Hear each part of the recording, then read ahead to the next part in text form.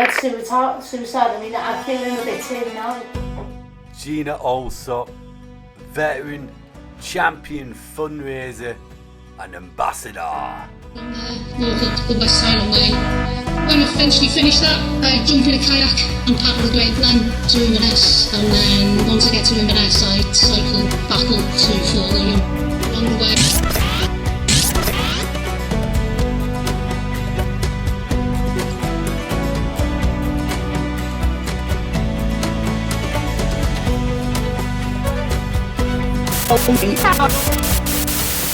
Good morning, Gina. Nice to have you on. How are you doing today? Jay, it's a pleasure to be on and chatting to you as always. Good stuff. And how are you feeling? Are you feeling good? Yeah, all's good. At the weekend with a bit of training, getting outside, which is always good, and hitting the gym. So yeah, I'm in a good place. Okay, cool. So I wanted to ask you obviously a few questions. Some of them obviously can be quite challenging, but it's obviously to raise awareness surrounding obviously your journey, and obviously your up and coming challenge in Scotland, which is going to be epic, and also highlighting obviously things such as obviously loneliness, awareness around suicide prevention, things that are quite close to our hearts and things like that. So firstly, Gina, can you tell us a little bit about yourself and what you do? Yeah, so my story's probably much the same as a lot of military veterans. I served 11 years in the regulars with the Royal Signals, and then I did a further 3 years within the reservists, and now I kind of still serve within the Army Cadet Force as a adult instructor. So in a nutshell, after I got out, I went off and did security work in America, did some bodyguarding, that type of glamorous lifestyle. And then sort of the last few years has been really, my story, ups and downs, some tragic events, and then some equally the other side of the ups with winning prestigious awards like Soldier and Honour Awards, Inspiration of the Year and Volunteer of the Year. And that's kind of me in a nutshell where I am. I'm out trying to raise money for veterans charities, volunteering for Army cadets, and working alongside with wildlife charities and dog rescues. So as much as I can do, really, as much as I can fit in. Well, that's certainly a lot, isn't it? So, touching base on that and, and so much that you've done, what sort of, what would you say makes passionate, what makes you passionate about what you do? So, yeah, the passion, I guess, comes from a few sources. It's kind of a sense of wanting to give back, which I think is really important to organisations and charities that have helped me along the way, but also taking away from that, I think was led to a life of service like yourself. So I joined the army, and I wanted to join the army to make a difference. When I was on peacekeeping missions, which most of mine were, I always tried to give back and give a little bit extra. So I'd volunteer at orphanages in Bosnia or refugee camps in Kosovo, and I think it helps bring meaning to me, and I've sort of continued that since I've got out. I do a lot of fundraising for different charities and volunteering, but I think ultimately it's about this country's great at it, giving back and volunteering. The Army Cadet Force, I started there in uniform when I was about 12, 13, and my instructors were amazing. They dedicated a lot of time to myself and the other cadets, and that's why I think it's important. Now I'm back in civilian life to get out there and help the youth of today, which a lot of our adult instructors do. So that way I'm giving back. And then SAFA, the Armed Forces charity, helped me in one of my darkest hours by a small act of kindness, which is then propelled me to do other stuff.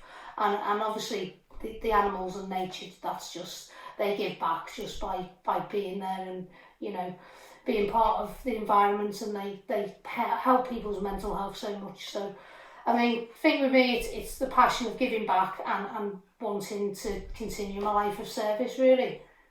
Yeah, no, that resonates with me as well. That, you know, that continued sort of service, isn't it? Exactly what you just said there. You know, so based on that, Gina, you know, you've been through a lot, but you've also overcome a lot, which shows obviously a lot of resiliency, you know, tenacity. You know, at the same time, I'm sort of interested in, you know, where do you get your inspiration from? You know, and what challenge in life would you say is probably shaped Gina who she is today? So yeah, that's a big question, because I've done a lot of challenges, from, you know, Death Valley across the Nevada desert to racing around Spain on the race circuit. And if anyone is into racing, you know, as in running, I tell them to go to Spain, because it's a completely different environment. Everything's dragged back. It's more about community in Spain, the running circuit. But I think the one that shaped me the most moving forward and getting me to where I am now was probably when I decided to do 100 miles a week for a year, so 5,200 miles, to help celebrate my brother's life and help a small charity on the Wirral Cancer Charity that helped him, and set up an art foundation in his name, and that 5,200 miles was quite cathartic in my grief for my brother, you know, because that's how I tend to cope with stress, is by fitness, which is, I think yourself, you tend to cope with fitness with that.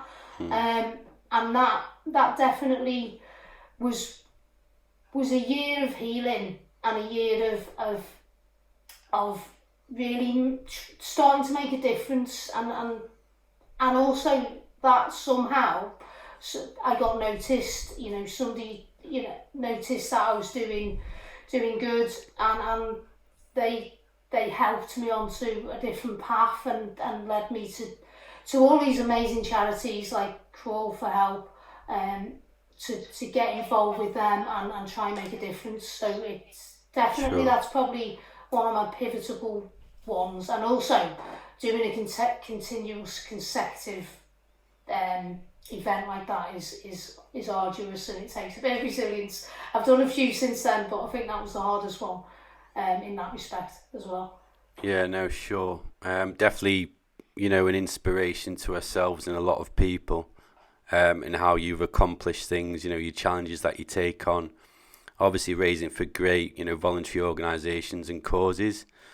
And also, you know, you sort of mentioned your brother there. Would you say, obviously, your brother, you hold that inspiration within yourself to carry forward sort of thing, or?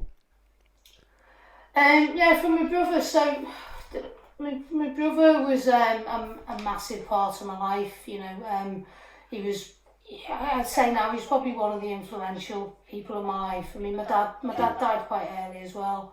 And I only just recently found a letter from my brother, sort of talking about grief, and also giving me one of, you know, the best quotes that I use is sort of, remember to make the best and the most of life.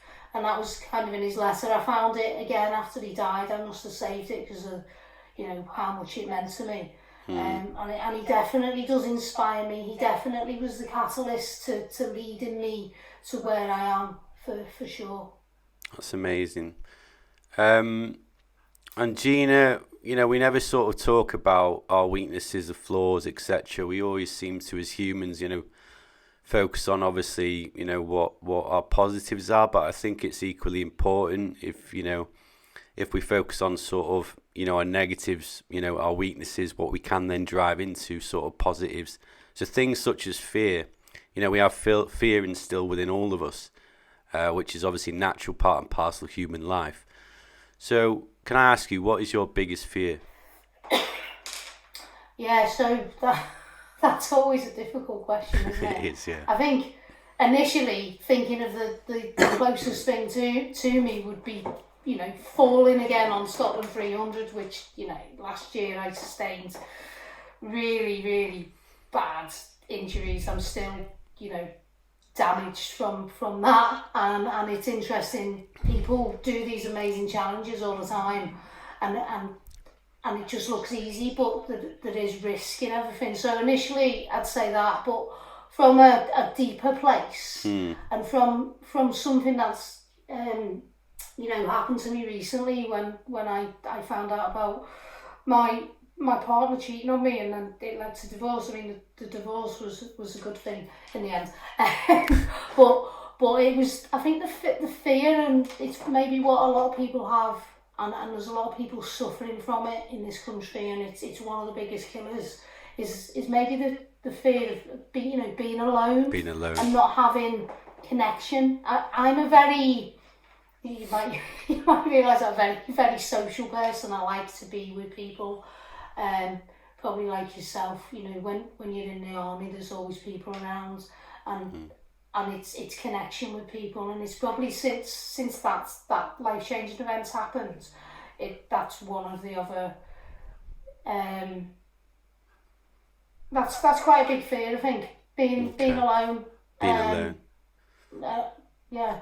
So Okay. hence I'm going to Scotland for about a month to be alone and conquer that fear. So Find let's myself. let's get on to that subject. So obviously you've got the Scotland 300 challenge up and coming ahead. It is solo unsupported, which is mammoth, and it's for a duration of how many days? And can you tell me about sort of what you envisage as well to take away from this challenge? Yeah, so as I alluded to earlier, it's my second attempt. I got 50 miles in and threw myself on the floor and broke my arm in a few places, and got a few more scars to my face, which is always a good story to tell, isn't it? The challenge itself is 100 miles hiking while I'm wild camping across Scotland. When I get to Fort William, I'm going to hit the Great Glen and paddle. It's about 90 miles solo across the Great Glen, which is going to be, it's going to be epic. It's something that a lot of people, they'll do one of these things. And then when I get to Inverness, I'm going to pick my bike up and cycle back the 100 miles. So that's essentially the challenge. It's all for charity. It's raising awareness of loneliness, as I've alluded to, and mental health issues. And it's also for veterans charities and Army Cadet charity as well. Excellent. And can you just point out them organisations for us? Who are you raising funds for and awareness for, please? Yeah, so I'm raising funds for SAFA, the Armed Forces charity, which is the biggest military charity within the UK and the oldest. And I'm raising it for Woody's Lodge, which is the biggest veterans and emergency services charity within Wales, but they are branching to England. They're an amazing charity that does a fantastic work. And then ACT UK, which is the Army Cadet Force Charitable Trust, and they raise money and funds for basically so nobody from any social background misses out on challenges, which can be, they can be life-changing, and it gives bursaries and stuff to the youth. And that's a brilliant charity as well. Excellent. And I'm going to ask you sort of, my last sort of question that can be quite difficult, but, we believe here at C4H it's important to talk about, as always sort of mention, the S word and things like that. And I also want you, Gina, to from your perspective, what sort of advice you could give someone, or for some of us, who are sort of finding life a little bit too much. So I want to ask you a direct question. What does the word suicide mean to you? And what's your best advice for someone perhaps who is closed between four walls, as I like to relate it, obviously within my past? The word suicide. I mean, I'm feeling a bit teary now. It brings me to tears, really. That someone can be in so much pain, that they feel like they're going to take their life, which is the greatest gift that we all have is our own life. So it's. I think it's bandied about too much without people giving consideration to what it takes someone to get to that moment, and hopefully with the likes of Crawl for Help and other charities that are out there, we can make the difference to stop that person from the ultimate act and taking their own life. Really, and I'd say the best advice that I could possibly give on this podcast is to reach out to someone, to reach out to a friend. If you know me, reach out to me, send me a DM, reach out to you. Just reach out to someone, or a charity or organisation, because they're the professionals that can deal with these issues. So it's reach out to someone, because there's so many examples of people who've been on the brink of suicide, and they are now surviving and have a happier, fuller life. So it's possible. Exactly. It feels like the end, but if you reach out, the amount that one person can give back is unbelievable. So it is somber, and I guess I'll just keep repeating it. Reach out to a charity, organisation, or just somebody to let that person or charity know that you're hurting and it's serious. It's not just being down. Yeah, it's a big thing. Yeah, because I don't know if you're aware, but 1 in 5 of us have suicidal thoughts, and the longer you sort of park them thoughts, it can become quite dangerous. And sometimes, obviously, from my experience, suicide is planned, and you enter sort of an empty sort of state, peace within your mind. So would you agree it's recognising them thoughts first and action, in terms of help and support with immediate effect, really? Yeah, definitely. I mean, it's the figures are staggering. I think it's one person every 90 minutes commits suicide in the UK. The figures from COVID in Japan, they lost more people to suicide than COVID. So it's like a cancer, really, and the mental health epidemic is huge. But definitely, you like you just said, you recognise it, you plan it. Don't you? You plan it. It's a long thought out process. You don't just sort of get up one day and do it. It's planned, because you're battling with your demons, aren't you?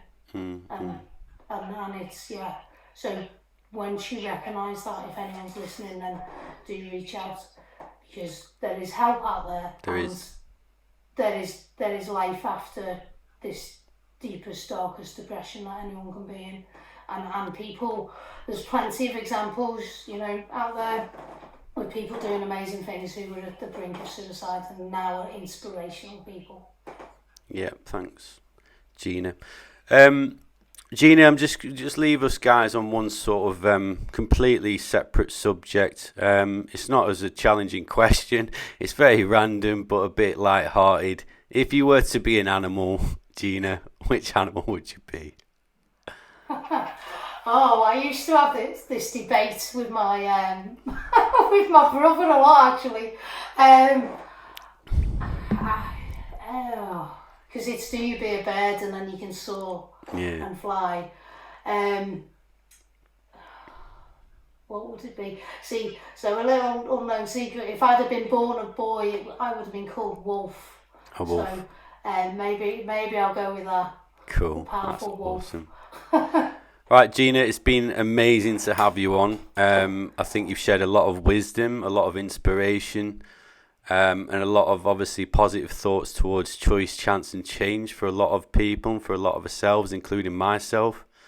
I truly want to wish you well, obviously, on your 300 Scotland. You're going to absolutely smash it this time. Please keep us updated so we can share, obviously, your journey and awareness for obviously for what you're doing. And other than that, wishing you a positive and fantastic day today. Brilliant. Thanks a lot, Jay, for having me on. It's Thank you always for a your pleasure, time. and to get out there and talk about the important issues that we spoke about. That's always brilliant. Thanks a lot. No problem. Take care now. Bye-bye. Take care. Bye. Bye. Yeah, just stopping recording.